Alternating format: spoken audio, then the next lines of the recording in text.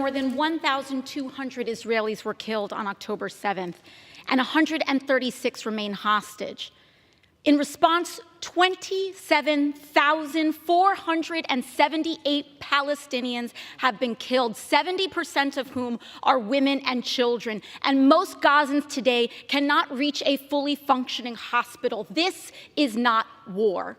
This is slaughter. And yet, after all this destruction and devastation, the Netanyahu government is still nowhere close to their stated objective of destroying Hamas. Moreover, the United States has our own requirements outlining the transfer of weapons to forces engaged in gross human rights violations. We have a responsibility to honor those laws, to facilitate a bilateral ceasefire, to move to end this campaign of mass casualty and loss of life that risks bringing the entire region closer to a wider, deadlier conflict.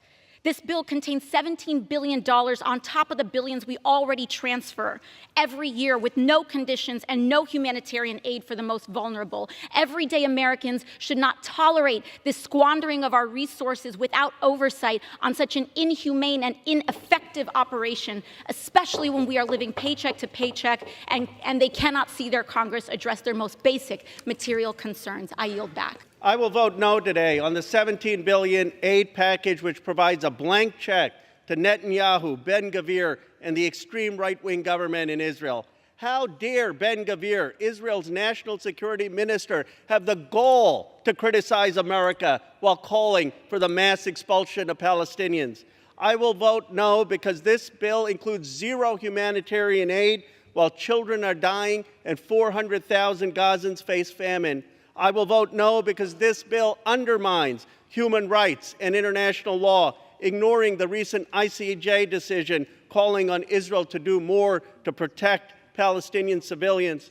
I will vote no because it is painfully obvious to the entire world that what is needed today is a permanent ceasefire and a release of all hostages. There come moments in a nation's history when our actions reveal our values. This is such a moment.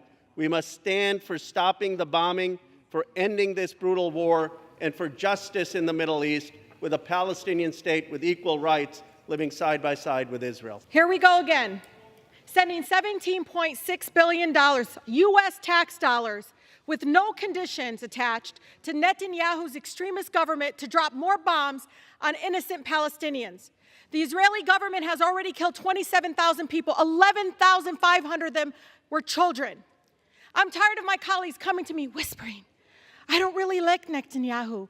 Well, then why are we sending him billions of dollars with no conditions? He literally is telling us over and over again what his intention is.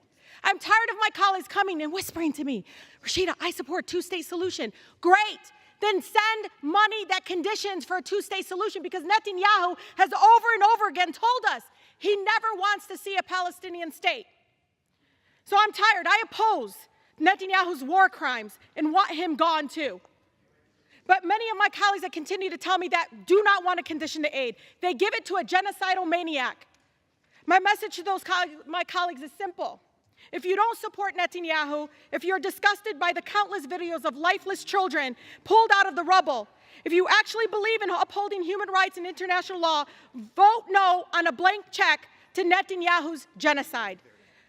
Gentlelady's time's expired. Thank you. I yield 1 minute to the gentlewoman from California, the distinguished ranking member of the State and Foreign Operations Subcommittee, Ms. Lee. Gentlelady's recognized. Thank you very much. I want to thank the gentlelady for yielding and for her strong leadership. Mr. Speaker, I rise to oppose H.R. 7217.